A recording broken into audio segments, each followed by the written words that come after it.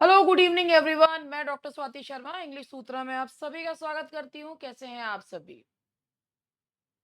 आज मैं आप लोगों के लिए लेकर आई हूँ फ्रांसिस बेकन का जो एस्से है ऑफ ट्रुथ, उसके बारे में मैं आप लोगों को बताऊंगी।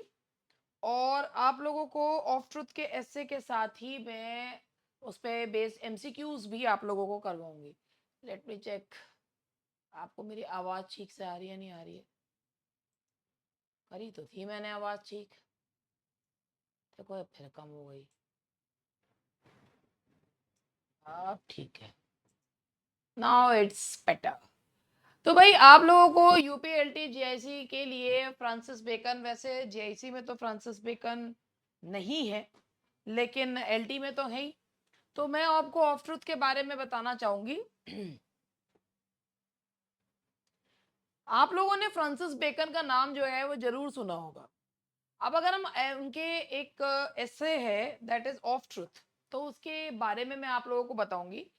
सबसे पहले मैं आप लोगों को जो उनके, आपको बेसिकली ऑफ ट्रुथ को समझने के लिए क्या चीजें समझनी जरूरी है।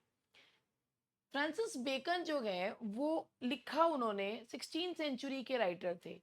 एस्से जो है मॉन्टेन से प्रभावित थे। फादर ऑफ इंग्लिश एस्से किसे कहा जाता है? फ्रांसिस बेकन को कहा जाता है। Bacon was a scholar during the renaissance humanism. और ये ह्यूमनिज्म का मतलब है दैट पीरियड जो जिसमें थियोलॉजी की जगह बल किसे दिया गया था? ह्यूमनिज्म को, ह्यूमन बीइंग्स को बल दिया गया। यार क्या हो रहा है ये?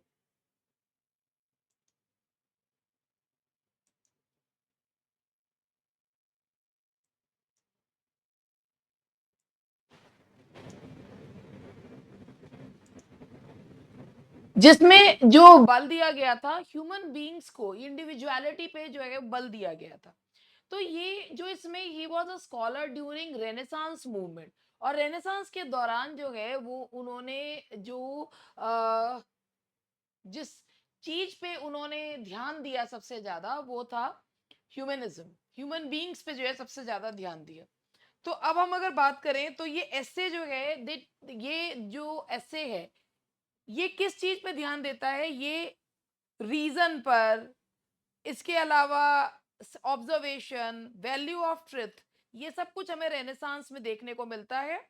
और ये रेनेसांस के आइडियल्स हैं क्या? Reason, observation, value of truth, ये सारी चीजें हमें इसमें देखने को मिलती हैं इस एस्से में। और बेकन ने जो एक साइंटिफिक अप्रोच जो है वो दी है। बेकन ने एक साइंटिफिक अप्रोच जो है वो दी है कि to understanding in questions inherited beliefs. और अगर हम बात करें तो बेकन जो है इसमें उन्होंने एंशियंट ग्रीक फिलोसोफर्स का रेफरेंस जो है वो दिया है। तो बेसिकली चलिए बात करते हैं बेकन के एस्से ऑफ ट्रुथ की। तो सबसे पहले जब ये एस्से शुरू होता है तो questioning truth, the essay opens with the biblical reference. तो एक अल्यूजन दिया जाता है बाइबल का, एक बिब्लिकल रेफरेंस दिया जाता है। Pontius Pilate asking what is truth, कि पायलट पूछते हैं कि आखिर सत्य है क्या? कि बहुत लंबे समय से human beings are trying to adapt themselves to truth. सत्य को तोड़ मरोड़ कर कि सत्य है क्या, बहुत लंबे समय से ह्यूमन बीइंग्स जो हैं वो स्ट्रगल कर रहे हैं डिफाइन करने का ट्रुथ। तो पहले जब स्टार्ट होता है व्हाट इज ट्रुथ, तो ये बिब्लिकल रेफरेंस दिया गया है पॉन्टियस पायलट का। अब द बेकन ने इसमें ट्रुथ को किससे कंपेयर करा है? डे लाइट से कंपेयर करा है। बेकन कहते हैं कि जो डे लाइट होती है, truth is as pure as day light, pure clear, darkness से बिल्कुल हटकर।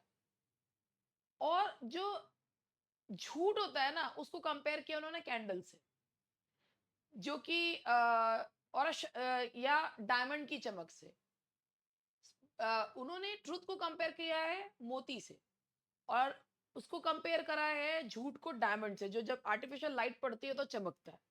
But which appears to be more beautiful, that is diamond. तो here he means to say, यहाँ पे आपको कहीं ना कहीं जो एक एम्पिरिसिज्म है वो भी देखने को मिलता है, यानी कि एक्सपीरियंस बेस्ड लर्निंग। उसके बाद वो बोलते हैं, भाई पहला पॉइंट आया कि उन्होंने बाइबल का अल्यूजन दिया। पॉन्टियस पायलट पूछता है व्हाट इज ट्रूथ, और वो बताना चाह रहे हैं कि लंबे समय से ह्यूमन बींग्स आर स्ट्रगलिंग कि सत्य है क्या उसे बताने का।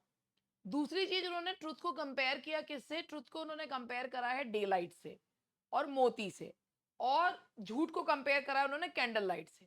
थर्ड पॉइंट इसमें ये है ह्यूमन अवर्जन टू ट्रुथ, कि पीपल जनरली डिसलाइक ट्रुथ। लोगों को सत्य जो है बेसिकली पसंद नहीं होता। रीजन, सत्य पसंद ना होने का रीजन क्या है? अब बताओ, आप बताओ तो रीजन सत्य पसंद होने ना होने का रीजन क्या है?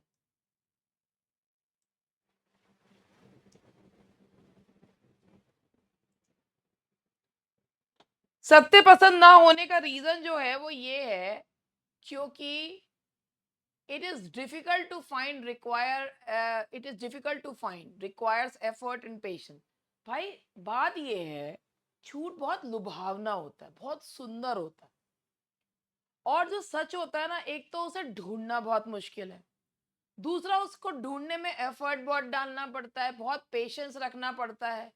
दूसरा, कैन इम्पोज रेस्ट्रिक्शंस। भाई वो सत्य की खोज जो है वो आपकी सोच पर एक एक फ्रीडम पर एक रोक लगा देती है। एक बात हम कह सकते हैं, सत झूठ कितना सुंदर होता है, झूठ के पैर नहीं होते मगर झूठ बहुत सुंदर होता है, सच उतना ही कड़वा होता है।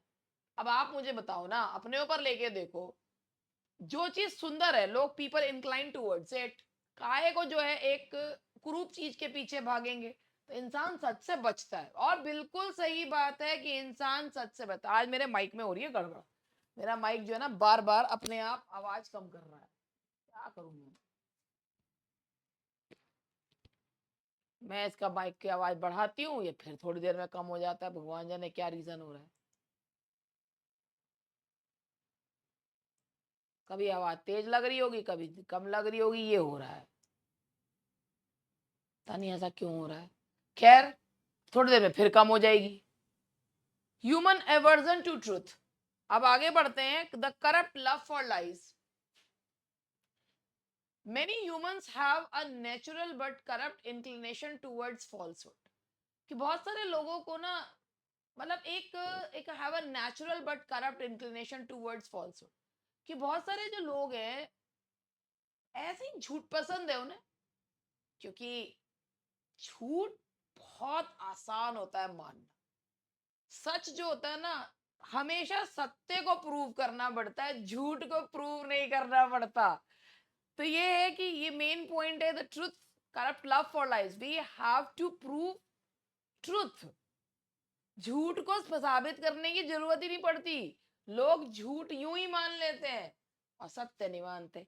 जैसे अभी जो है, अगर आपसे कोई ये कह दे कि भाई एक झूठ फैला दे कि भाई मैं अब आपसे आप लोगों ने अभी एक उठाकर जो है टेट का उसमें कर दिया गया है कि एक याचिका लगा दी।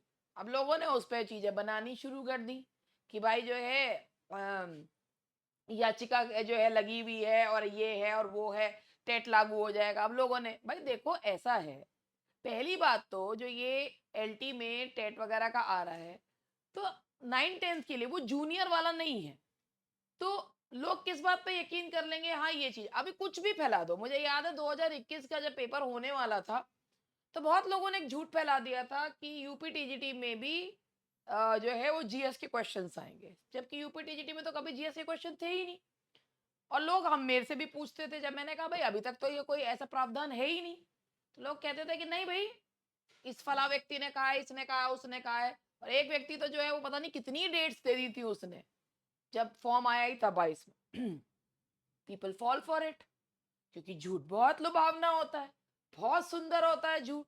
इसीलिए, तो इसीलिए क्योंकि झूठ जो है ना, हम अपने आप को बेवकूफ बनाना चाहते हैं, हमें हम सच मानना नहीं चाहते हैं कि नहीं नहीं ये सब चीज झूठ है। क्योंकि सच जो होता है उसको एक्सेप्ट करना अपने आप में एक बहुत बड़ा काम है, उसके बाद उस सच को ढूंढना और भी मुश्किल काम है पेशेंटली। और झूठ का क्या है कि किसी ने कह दिया कि हाँ भाई ये चीज सही है, अब किसी ने आपको कोई बात झूठ बोल दी, वो कहते हैं ना कि भाई अगर किसी के बारे में कुछ अच्छी बात बोली जाए तो लोग इस पे यकीन नहीं करते, लेकिन अगर कोई बुरी बात बोल देते फट से यकीन कर लेते हैं, हाँ ये तो बोला ही होगा, चाहे वो झूठ ही हो। क्यों? क्योंकि लोग झूठ को मानना चाहते हैं। झूठ, लाइज आर मोर अपीलिंग और easier to accept than truth. ठीक है, अब उसके बाद हम नेक्स्ट बढ़ते हैं आगे, और ये हुआ next point, truth versus falsehood. Truth and falsehood are fundamentally opposite and can not coexist. कि भाई उन्होंने ये कहा कि जो सत्य है, भाई सत्य और झूठ जो है ना वो बिल्कुल ऑपोजिट है, दोनों साथ साथ नहीं चल सकते। आप बताओ, क्या कंप्लीटली कोई व्यक्ति जो है सच नहीं बोल सकता, कंप्लीटली कोई व्यक्ति झूठ नहीं बोल सकता? चलते तो दोनों साथ ही हैं। आप इसको आगे समझते हैं कि इनका कहने का मतलब है क्या। ठीक है, तो ये कहते हैं कि ट्रुथ जो है, truth and falsehood, truth and falsehood are fundamentally opposite. Truth और फॉल्सहुड जो है वो फंडामेंटली ऑपोजिट है, और इसीलिए दोनों एक साथ नहीं चल सकते, मतलब हार्मोनियसली नहीं चल सकते। जब सत्य को झूठ के साथ मिलाया जाता है तो अपनी प्योरिटी खो देता है। जैसे अगर आप कोई प्रेशियस मेटल के साथ कोई अलॉय मिला देते हैं तो वो अपनी प्योरिटी खो देता है। गोल्ड के बारे में आपको पता है, 24 कैरेट गोल्ड में कभी भी कोई आभूषण नहीं बन सकता, 22 कैरेट में बनता है। 22 कैरेट कौन क्या होता है, 92 पॉइंट होता है, यानी कि 92% प्योर गोल्ड, बट जो 8% है वो अलॉय है। तो यानी कि सत्य में झूठ की मिलावट हो गई है। तो यही चीज जो है कि क्योंकि जो वो उसे मजबूत तो करते हैं बट उसे लेस प्योर बना देते हैं। मॉरल कॉन्सिक्वेंसेज ऑफ लाइंग, अगर बेकन ये कहते हैं कि uses strong imagery like comparing liars to snakes crawling on their bellies and points out that liars fear human judgment but not divine judgment। देखो उन्होंने कहा है, बेकन कहते हैं लायर्स को ना वो सांप से कंपेयर करते हैं कि वो अपने पेट पर रेंगते हैं, और वो ये कहते हैं कि झूठ वो लोग बोलते हैं जो इंसान से तो डरते हैं मगर भगवान से नहीं डरते हैं। Lies provokes God judgement are morally wicked, कि लाइज जो है ना वो ऑब्वियसली तुम्हें भगवान के सामने जवाबदारी होगी तुम्हारी, और जो लोग झूठ बोलते हैं वो मॉरली विकेड होते हैं।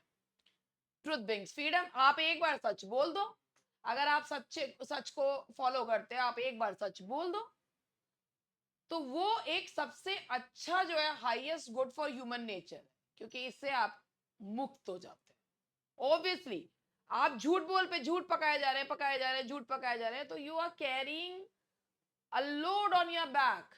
और जब आप जैसे ही सच बोलते हैं, you get relieved from that load. Truth in civil life, honesty and straightforward dealing are honorific in social and civil context.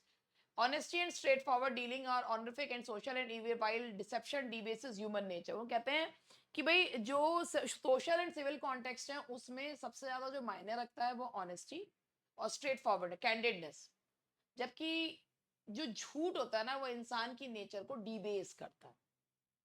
अब अगर हम religion and philosophical reverence for truth लाएं तो बेकन कहते हैं क्रिश्चियन मॉरल से खत्म करते हैं। वो कहते हैं कि when Christ returns he will find little faith. जब जब क्राइस्ट वापस लौटेंगे ना तो इस धरती पे उन्हें विश्वास नहीं रहेगा। He will find little faith, वो बहुत कम विश्वास जो है उन्हें मिलेगा। क्यों? क्योंकि चारों तरफ झूठ ही झूठ जो है वो फैल गया है। तो ये थे अभी इसके जो है ऑफ ट्रुथ के मेन पॉइंट्स जो हैं, और ऑफ ट्रुथ के मेन पॉइंट्स के साथ अभी आपको जो मैंने बताया कि ऑफ ट्रुथ में जो है वो बेसिकली जो चीजें चल रही हैं वो कौन कौन सा जो है उन्होंने मूवमेंट्स जो हैं वो यूज हुए हैं।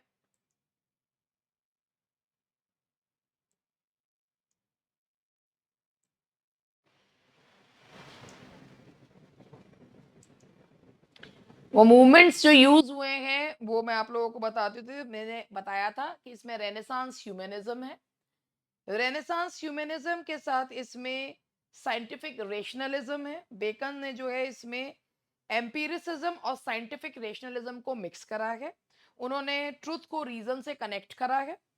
इसके अलावा बेकन ने इसमें ग्रीक फिलोसोफर्स के रेफरेंसेस जो हैं वो यूज किए हैं। रिफॉर्मेशन इन्फ्लुएंस हमें इसमें देखने को मिलता है, और moral good and emphasise personal integrity पे उन्होंने जोर दिया है। और ये जो एस्से है ये renaissance humanism, early scientific rationalism, classical rhetoric का एग्जाम्पल है। तो अब इसी के साथ हम लोग क्वेश्चंस करेंगे, मगर इससे पहले मैं आप लोगों को बता दूं, छोटा सा ऐड कर लूं मैं अपना। भाई एलटी का जो बैच है, अब इसमें ना बहुत सारे, मैं आपको एक बात बताऊं कि सबसे पहले मैं आप लोगों को अपने बैच के बारे में यहाँ ये बता दूं कि मेरा ये जो बैच है एलटी के, जो मेरे 3 बैचेस हैं ये वाले, ये एक 85 का, सब ये तीनों लाइव बैचेस हैं। एक में 2 में ग्रामर प्लस लिटरेचर है, एक में सिर्फ लिटरेचर है। इसमें नोट्स हार्ड कॉपी में 85 वाले में, उसमें नोट्स जो हैं वो पीडीएफ फॉर्म में है, और तीसरा जो है सिर्फ लिटरेचर का है। अब मैं आपको बताऊं, तीनों बैचेस में जो हम दे रहे हैं जीआईसी लेक्चरर का वीडियो बैच जो है वो फ्री है। इसमें सिर्फ जीआईसी लेक्चरर का है, और मैंने एक ये बोला है कि भाई आप अन्य एग्जाम की तैयारी कर सकते हैं। बहुत सारे लोगों को ना मिर्ची लग गई कि जो है ना, अरे लोगों की तैयारी नहीं हो पाएगी। अरे भैया, जब ऑफर देते हो लोगों को ल्योर करने के लिए, तो वो भाई मैंने एक जीआईसी लेक्चरर का फ्री बैच दिया। किसी को पढ़ना हो जीआईसी लेक्चरर का पढ़ ले, उसमें से टीजीटी पीजीटी की तैयारी करनी हो कर ले, नहीं तो फोल्डर वहीं रखा ना पड़े। लाइव क्लासेस तो बेसिकली एलटी ग्रेड की चल रही हैं। अब जिसको जो है भाई, और एक के साथ अगर एक चीज मिल जाती है, अगर हमें जो है भाई हमें एग्जाम की तैयारी करनी है किसी और की भी, तो वो तो हमारे ऊपर डिपेंड करता है ना कि हमको कौन सा जो है वो फोल्डर खोलना है या नहीं खोलना है। तो भाई मैं एक चीज ये कह रही हूँ, क्योंकि मेरा काम वही है, मैं सिंपल सी बात बोल के चलती हूँ, छुपा के कुछ नहीं चलती, झूठ में बोलती नहीं। और बिल्कुल सही है, एलटी के साथ जीआईसी का बैच देने का मेन रीजन ये है, और ये फ्री का बैच है। इसका फ्री देने का है, क्योंकि मुझे पता था कि मैं इसे लाइव नहीं चला पाऊंगी। 31 राइटर्स हैं, उसके बाद इसमें मैंने हिस्ट्री ऑफ इंग्लिश लिटरेचर वगैरह सब दिया है।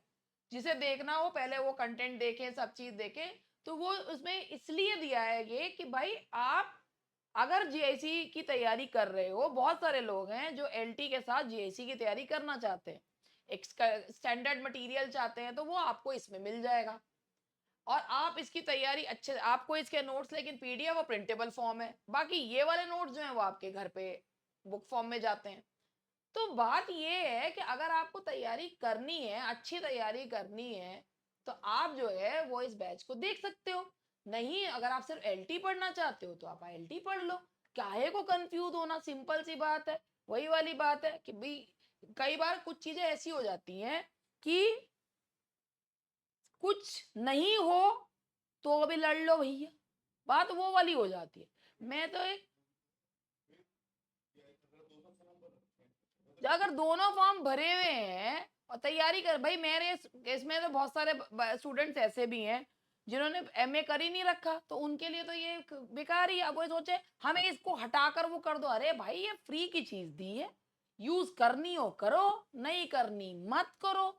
ये तो एक फ्री चीज दी गई, फोल्डर है अलग से, पढ़ना हो खोलो भी मत, जिसको नहीं पढ़ना जिसे पढ़ना है उसे पता है मुझे कैसे यूटिलाइज करना है। उसका ये तो है नहीं कि मेरा दिमाग खराब हो जाएगा कि मैं ये भी पढ़ूं वो भी पढ़ूं। अरे भाई तुमको डिसाइड करना है, रोज लाइव क्लास चल तो रही है। मैं कोई सारा एलटी वाला वीडियो फॉर्मेट में थोड़ी दे रही हूँ, मैं तो एलटी का कुछ भी वीडियो फॉर्मेट में नहीं दे रही, जबकि मेरे पास सारा एलटी जो है वीडियो फॉर्मेट में, मैं फिर भी नहीं दे रही, सब नया पढ़ा रही हूँ।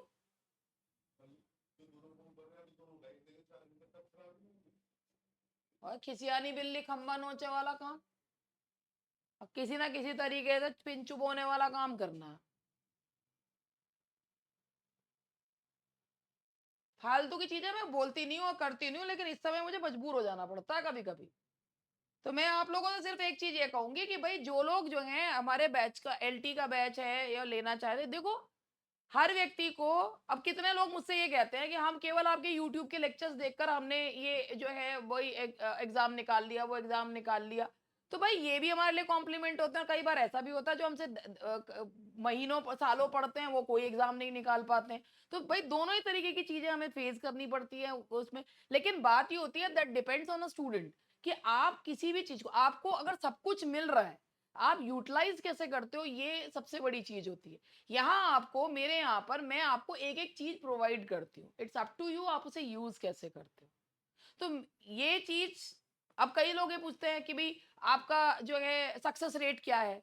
तो भाई सक्सेस रेट हमारा ये है कि हमारे 2021 में और दो उससे पहले भाई 2018 में सबसे पहले मैंने एलटी पढ़ाया था, वो भी अपना ऑफलाइन। और उसमें मेरे जो है मेरे पास कुल 100 स्टूडेंट्स थे, उसमें से 30 से 40 स्टूडेंट्स उसमें सेलेक्ट हो गए थे। और उसी समय जो है 2016 वाला टीजीटी पीजीटी भी हुआ था, तो कई लोग उसमें भी हो गए थे। मगर मुझे उस समय इतनी चीजें पता नहीं थी। मैंने नया नया स्टार्ट करा था, मुझे तो पब्लिसाइज करना भी नहीं आता था। उसके बाद 2021 में जब मैंने का फॉर्म वो भरा, तब मैं इस पे ऑनलाइन प्लेटफॉर्म पे बिल्कुल नहीं थी। बहुत लोग मेरे यहाँ से जो मेरे स्टूडेंट्स थे वो भी सिलेक्ट हुए यूट्यूब से पढ़कर, जो मेरी 40 डे सीरीज जिसे कई लोगों ने कॉपी मार लिया, वो चला के भी कई लोगों ने कहा कि भाई उन्होंने मुझे क्रेडिट दिया कि भाई हमें आपकी सीरीज से फायदा हुआ और हम सिलेक्ट हुए, और कई लोगों ने लिखा भी। उसके बाद भाई सक्सेस रेट तो ये है कि भाई एक टीचर का सक्सेस रेट यही होता है भाई। अब हम बताते हैं कि केवीएस में जो जो लड़की सेलेक्ट हुई, जो इंडिया की 13th रैंक के होल्डर है पीजीटी पे, सुमन त्यागी, वो मेरी स्टूडेंट है। इसके अलावा और भी बहुत लोग हैं जो मेरे यहाँ से सेलेक्ट हुए हैं। आप कुछ लोग बताते हैं, कुछ लोग नहीं बताते। तो बात ये है, जब आप किसी टीचर को देख रहे हो तो आप ये देखो कि वो टीचर वाकई में आपको उसकी बात समझ में आ रही है, आपको उसके क्वेश्चन किसी लायक लग रहे हैं, आपको लगता है कि आप उससे पढ़कर कुछ कर लोगे। बेसिकली पढ़ने वाले तो 10% होते हैं, और वो 10% ही ले जाते हैं नौकरी। तो आपको सबसे पहले खुद से ये प्रश्न पूछना चाहिए कि क्या हम इतनी मेहनत कर लेंगे, हम तैयारी कर लेंगे, हम इस लायक हैं कि हम जो है, लायक होने का मतलब ये नहीं कि अगर कुछ नहीं भी आता है तो सिखाना तो भाई टीचर का काम है। लेकिन सबसे पहले आपको ये सोचना होता है कि क्या हम पूरी मेहनत कर लेंगे, हम उतना अपने आप को डिवोट कर लेंगे पढ़ाई के प्रति, या इधर चला मैं उधर चला वाली। क्योंकि देखो, अगर बहुत ज्यादा डेविएशन रहता ना माइंड में, तो पढ़ाई नहीं होती है। तो बेसिकली मैं इसी चीज को बताते हुए अब आगे मैं अपना क्वेश्चन जो है स्टार्ट करती हूँ।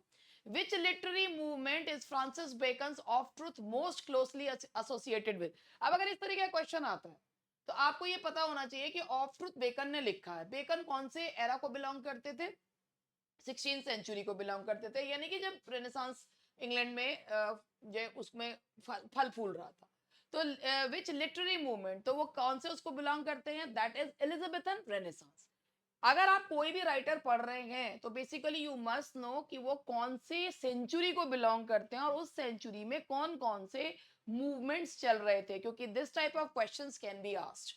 तो ये है आपका answer, that is Elizabethan renaissance. The writing style of Bacon in Of Truth is best described as ornate and flowery, aphoristic and concise, narrative and descriptive, dramatic and theatrical। देखो, bacon के style को कहा भी जाता है एफरिस्टिक, यानी कि संक्षिप्त, कम में बहुत सारी बात जो है वो कहना, तो एफरिस्टिक स्टाइल कहा जाता है, संक्षिप्त। Bacon's emphasis on reason, observation, and empirical inquiry in Of Truth places him in which intellectual tradition?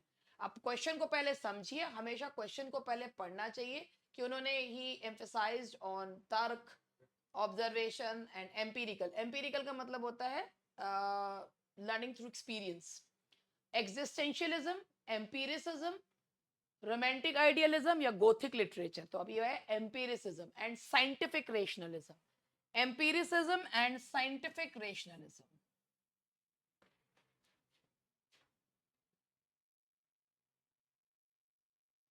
Bacon's philosophical and moral reflections in Of Truth were influenced by which major historical movement? Bacon के जो philosophical of truth से कौन major historical movement क्या था? The enlightenment, the reformation, the industrial revolution या renaissance? भाई वो सुधार लाना चाहते थे, और जब सुधार लाना चाहते तो रेनेसांस से तो थे ही, लेकिन इस समय ये जो है मेजर थे द रिफॉर्मेशन, रिफॉर्मेशन मूवमेंट से प्रभावित थे। आपने रेनेसांस दिया था, आंसर मुझे पता है। Which classical philosophers approach to truth heavily influenced Bacon's essay style? Plato, Socrates, Aristotle या Epicurus?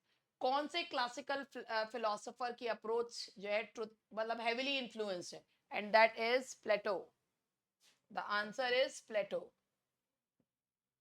Bacon is known as the father of which English literary form exemplified by of truth, ये तो सबको पता है। Bacon को कहा जाता है फादर ऑफ इंग्लिश एसे, मॉन्टेन को कहा जाता है फादर ऑफ एसे।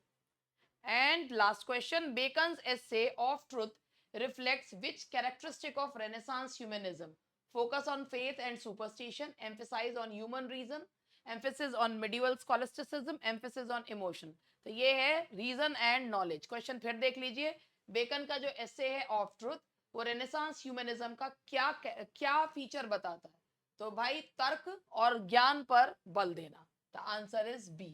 तो अगर आपके भी ये क्वेश्चन सही हुए, इसी तरीके के क्वेश्चन है, देखो क्वेश्चंस कोई बहुत डिफिकल्ट नहीं है, मगर जैसा मैंने कहा कि अगर आप कोई भी राइटर पढ़ रहे हो तो उस राइटर की एज उसमें अपने नोट्स बनाते हुए उस राइटर के जो जिस सेंचुरी को बिलोंग करते हैं, अब देखो इसमें सिर्फ ब्रिटिश राइटर्स नहीं है, तो आप ब्रिटिश राइटर्स के अलावा जो है भाई और जो अदर उसके हैं वो कौन से उनके कौन सी सेंचुरी के हैं, उसके उनके में क्या क्या चीजें जो हैं क्या क्या मूवमेंट्स देखने को मिलते हैं, यू मस्ट नो दैट। ठीक है जी, चलिए बाय बाय, मिलते हैं कल। Okay bye.